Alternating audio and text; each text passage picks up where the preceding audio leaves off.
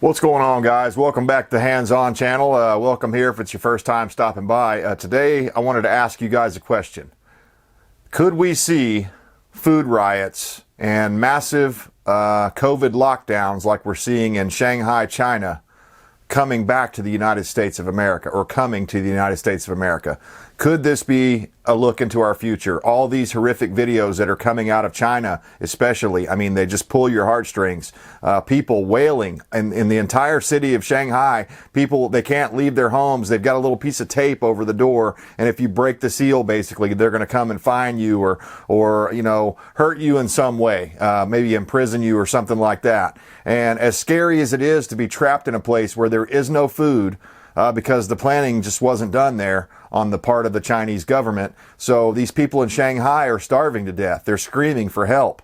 There's drones flying all around telling people, do not seek freedom, go back to your apartment. Could we see that sort of thing here in the United States of America? That's the question I pose to the audience here today. I'm going to answer it, of course. Yes, we certainly could. I mean, after 2020, the end of 2019, 2020, and what we saw in 2021, and then Biden coming in and pushing us ever closer every day towards a new world order, a one world government, could we see this sort of stuff happen in the United States of America? The answer is obviously yes. These globalists have said openly that they love the Chinese model of business because it enables them to get things done much quicker than we can in our republics or our democracies around the world, because, you know, the people would have to approve of that. When you have one centralized leader that can just do, an authoritarian that can just do whatever they want to do, then they can just shut down an entire city with 30 million people. 25 to 30 million people is how many are in Shanghai. It's the Chinese, basically the big moneymaker city of China, one of the big moneymakers of China. And supposedly there was just a little bit too much freedom and liberty going on there, and the Chinese government didn't like that, so they're making an example out of Shanghai. That's what a lot of the people on the ground are actually saying, is that Shanghai was actually quite a bit freer than Beijing and places like that. So this is China's excuse. This is Xi Jinping's excuse to come in and crack down on people that have maybe tasted just a little bit too much freedom. That's why they're flying these drones around in the air. I mean, is it beyond the scale of possibilities? Is it beyond reason to think that the United States government, especially with this clown, this empty vessel we have in the White House right now, that, you know, I can't say anything about the way he got there, but we all know it was stuff I can't talk about. Let's just put it that way, because I'll be banned by the technocrats that work for the White House. How unbelievable is that? I wanted to show you guys videos coming out of Pakistan, Peru. It's just devastating over there in Peru right now. The food riots are going on. I saw videos that were just like, it looked like the LA riots combined with the BLM Antifa riots, except for not as fiery. It was just people going and robbing stores and clearing out entire stores. Is that beyond the realm of possibility in the United States of America? No, hell no, it's not. And I hope that you're stocked up already. If you're not, stop this video right now, go to the store, go get all the basic stuff you're going to need. Beans, rice, salt, you know, sugars, flours, other things like that, your basic essentials. But this video is not about that. This video is about, what do we do when the food riots come to the United States? The most heavily armed populace on the planet. What happens? What's it going to look like when it comes here and there's not enough for everyone, but a lot of our people have guns? What's going to happen then? Is it going to be, you know, just everybody laying low and staying home, and are there going to be drones flying around? Or is it going to be all out Armageddon? The end of everything. I mean, you know, when you have to watch your kids starve, it can push you in times into doing desperate things that you wouldn't have normally done. And people are going to be looking to blame other people. They're going to be like, hey, who caused this? Hey, who's in power right now? And already Biden's approval numbers, even on the Quinnipiac or whatever they call it poll, that's a heavily Democratic polling group, they have his numbers at 33%. So you know, if Quinnipiac or whatever the hell it's called is saying that Biden is at 33% approval, the real number is probably somewhere in the basement of 13%. There's no freaking way that 33% of the American people can just be that damn dumb. I mean, this guy has just done nothing but destruction, a path of destruction all around him. Everything he touches turns to shite. He has the reverse Midas touch. So you've got riots going on, food riots, people starving to death and going out and fighting for the last scraps of food in Peru. And just, I mean, total chaos. Total chaos. Go watch the videos. I can't show them here because YouTube will ban my video and say I'm showing violence or promoting violence or some bullshit like that. Lebanon, same sort of deal. But China's the big one. China's the big one. And the reason that I think it's so important for us to watch and observe what's going on over in China with all the people wailing. It's just, again, I mean, it brought tears to my eyes seeing that. Hearing all those people, even though they're speaking Chinese, I could tell they were crying for help. They're desperate. When all you can do is go to your balcony in your mega smart city and stand on the high rise. Oh, you're being monitored by your cell phone, so you better not say too much bad stuff or else you'll get a negative social credit score and maybe you won't be able to eat even when the food is restored. But these people, these authoritarians, have, in my opinion, exposed themselves for what they truly are and what they truly want.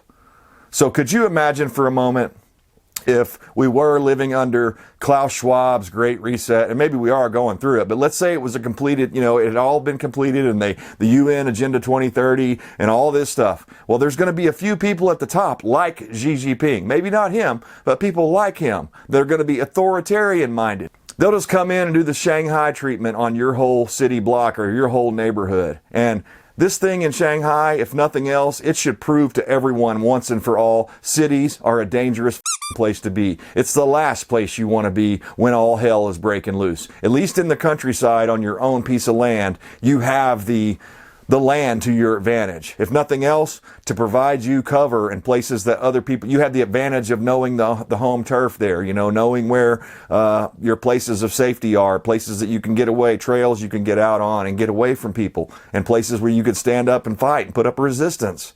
But you don't have that in a city. You can instantly be surrounded because you can touch your neighbor's house over there if you even have a house. Most of these people in Shanghai are stuck in like skyscraper apartments, which is the plan for the New World Order's globalist agenda. They want to get everybody out of the countryside and into these major cities so that they can control us easier. That's what it's always been about, guys.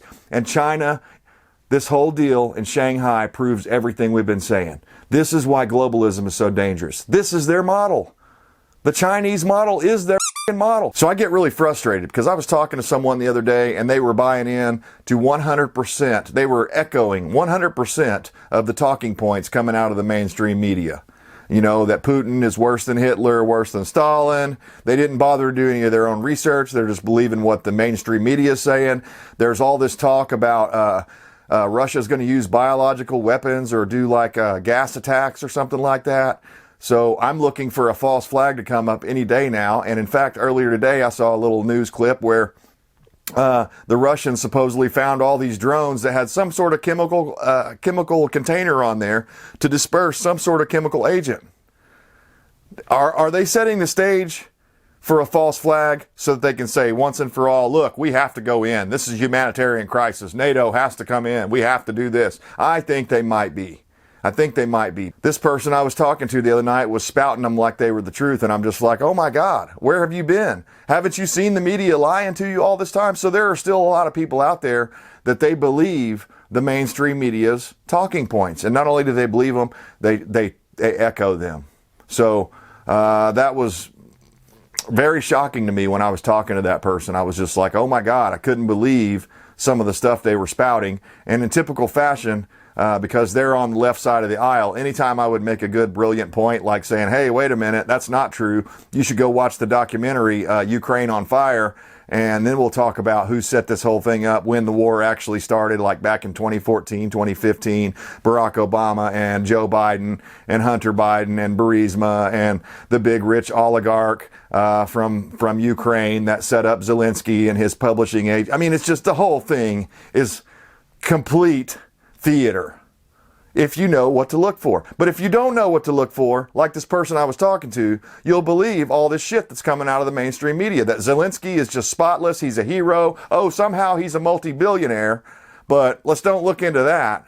Let's just look into, oh, he's a good guy, he got elected there, rightfully elected. No, it didn't have anything to do with this other rich oligarch getting him elected, and the Bidens and the Obamas getting in there with Victoria Nuland and doing all sorts of meddling in foreign countries. It had nothing to do with that. So clearly, there are a lot of people that are not only misinformed, they're completely disinformed by the mainstream media. Now, this is disinformation. This is Orwell's 1984 that we're seeing coming out of the mainstream media every day. They're suppressing the wailing people from China. They're suppressing the food riots that are going on right now in Peru. Why is that? Because they don't want you to worry. They don't want you to think about, oh, that could possibly come here. Who caused this? Oh, when you really trace it back, it's not actually Putin. It's Biden and Obama back in 2014 that got the whole thing started. So, reality on its face is certainly not what they are presenting today. And it's very hard to decipher through all of this crap. I saw these videos over on band.video. It's one of the last few places online where you can go get unedited, uncensored, raw data coming in from around the world. Otherwise, it has to be edited, and made to look like, oh, well, the Chinese are actually just doing the right thing. They're trying to protect the people from, they have this zero COVID policy and all this. And I read this brilliant article earlier that talked about, and I'd forgotten all about this, but a long time ago, Mao had this great idea. And he was like, hey, this seems like a great idea with the best of intentions. What could possibly go wrong? Let's kill all the sparrows. They're annoying. They're eating some of our crops, and they're just really annoying as hell. So we're going to have this zero sparrow policy. And, over a few years, every time somebody would see a sparrow, it was ordered by the Chinese government of the time, Mao, to go out there and disturb them and not let them ever get any rest. And eventually they would just drop dead from the sky because they were so exhausted that they would just fall dead, right? And it worked. It wiped out the sparrow population. But the what could possibly go wrong then kicked in. And the bugs, the plagues of biblical proportions of locusts and other kinds of bugs that the sparrows were eating and keeping in check. Well, since those sparrows were no longer there, now all of a sudden the bugs killed all of the crops and starved tens of millions of people. So these stupid decisions that come from the highest places have repercussions that reverberate throughout the entire system. Shanghai is one of the biggest, if not the biggest, exporter of goods in the world. What do you think shutting them down does? What do you think starving them out does? Could this, spur these Chinese people into revolting? I mean, there's a certain point when you push people far enough, they have to watch their families die. They may just go ahead and stand up and do a few things. In fact, I saw one guy, I couldn't believe it. It was the first time I've ever seen a Chinese citizen stand up to the officials. But this guy, I don't know, I couldn't understand what they were saying, but they were yelling back and forth across there was some police tape there, said do not cross. And suddenly the Chinese citizen just shoved the cop. I couldn't believe it. I was just like, oh my God, I'm surprised they didn't take him away to the gulag somewhere and throw away the key. And as bad as it is in Shanghai, what I'm hearing on the internet and from other people in Shanghai is it's even worse at the COVID camps that the Shanghai Chinese people are calling concentration camps. They say the conditions are just terrible. You got no food, no toilet paper. So it's like, and you're going to not get very much rest because you're in a big warehouse with a whole bunch of other people around. If you get diagnosed with COVID, then they're going to round up your animals. I'm sure you've seen by now the bags full of cats. I've got 2 cats here, man. I don't like seeing cats in a bag meowing because they're in fear for their life with a whole bunch of other cats. And there was one video of a guy, police officer or some kind of Chinese agent, maybe he was military, I don't know, but they were beating a corgi over the head with a shovel.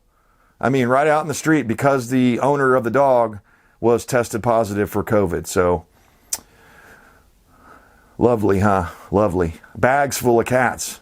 They're beating them to death, killing them, whatever they're doing, euthanizing these cats in the most inhumane ways you can think of. But where's the left? Where's Joe Biden? Has he said anything about the terrible, terrible conditions that are inhumane that are going on under Xi Jinping's leadership right now in China? Has Joe Biden came out and condemned any of that stuff and called him, maybe not a war criminal, but, just inhumane? Not a humane person, not the right way to be. No. See, they don't ever talk bad about China because that's their bread and butter. And if they do talk bad about them, then they'll get that bread and butter cut off. That's how that works. So they keep their mouths shut. Biden, his administration, isn't going to say jack shit about the food riots going on in Peru or anything else around the world. Pakistan, Lebanon, China, nothing. They're not going to say anything about this stuff that's been brought on by Klaus Schwab's Great Reset. Oh, this is a wonderful opportunity to take advantage of all these other countries. Joe Biden's war that him and Barack Obama started over in Ukraine by meddling with Ukraine's government. Maybe it would have started anyways. We'll never know because all we can see is the history that we have in front of us. Joe Biden and Barack Obama and Victoria Nuland went over there and started all kinds of shit in Ukraine and walked away. And the results are they got this guy, this actor, Zelensky, as the president.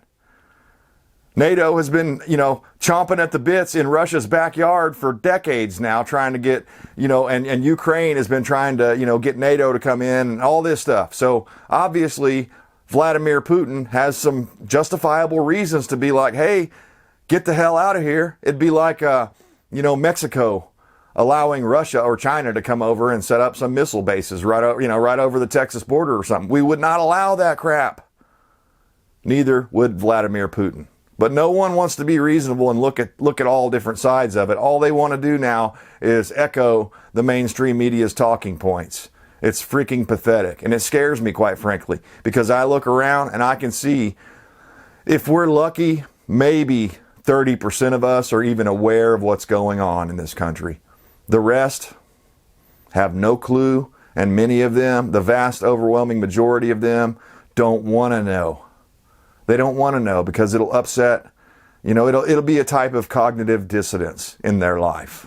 They'll have to think about things besides video games and smartphones and, nice new fancy cars and, pretending that everything's okay, things like that when things are clearly not okay. The most massive reduction in wheat production we've had since modern agriculture because of the Russian-Ukraine war that's going on right now. Started by Obama and Biden, don't forget it, and Victoria Nuland, and many other globalists, George Soros, all of them. Probably Klaus Schwab, he probably had his hands in it, Bill Gates, I wouldn't doubt it. So guys, this is what happens. This is a little snapshot of what globalism will bring the entire world. We will all look like Shanghai when it's convenient for them. When you stand up and say something that disagrees with the mainstream narrative, one day, even though you may agree with them 100% right now, but one day you may disagree. And shouldn't you fight for that right to be able to disagree, or for other people to disagree with the mainstream narrative in the future? I think so. Guys, you better stock up now. You better prepare now because time is running out. We could be looking like Peru. I think it's more likely that we'll look like Peru before it's all over than Shanghai.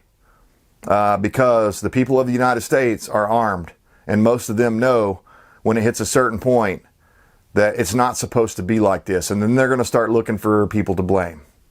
So, I don't know. If I were you, I'd be scraping that Biden-Harris sticker off my car right now, because I just think that there's going to be a time coming when there's a reckoning coming. And people are going to see the people that voted for evil as evil themselves. And there's still time for redemption, though. We all have made mistakes before and, voted for the wrong people. Hell, I'll admit it. I voted for Mittens Romney one time because it came down to him and Obama. And I was like, yeah, well, I guess I got to vote for Mittens. I didn't want to. I didn't like him even back then. I knew what he was even back then. But I had no idea he was as much of a rhino as he's turned out to be here recently. So just imagine, it could have been even worse. The Republicans could have won back in, I believe that was 2012, and they could have put Romney in. And then what do you think would have happened? The same thing, only slower. So It's time to get rid of, legally through the system, get rid of all of the rhinos, all of the Republicans that are just, feckless, do nothing weaklings. They're not, I was going to say moderates. They're not even moderates. They're weaklings. They're leftists. If they got an R by their name, that doesn't mean they're not a leftist. There's plenty of them that are on the side of the left. Liz Cheney, Mittens Romney, on and on. I'm not going to name them all off. But, again, I think there's a reckoning coming. You can only push people so far before, the whole system's going to snap. So, guys, please stock up now while you can. Buy yourself a life preserver right now. As the dollar is losing value every day, you might as well have that value in some sort of food stores that you can provide nourishment for yourself, your family, and anybody else that you choose to, or trade with other people. So please go out and watch these videos. You'll have to go over to band.video. I wish I could share them with you here, but the way YouTube is set up, I'll get my channel taken down if I show you these. They'll say I'm trying to promote violence and stuff like that. But go watch the ones on band.video about Peru and China. And if you want to look into the future, the possible future, let me know down in the comments. What are you guys thinking? What are you worrying about right now? I see the entire system, the foundation of the entire system, cracking and breaking and crumbling every single day. And the people that are in charge right now are the ones swinging the hammers. They're not patching it up or trying to stop people from breaking it. They're the ones breaking it. And they're doing it intentionally to usher in the New World Order, the Great Reset, Agenda 2030. Well, screw those guys. They're not taking my land. They're not taking me. Not peacefully anyways.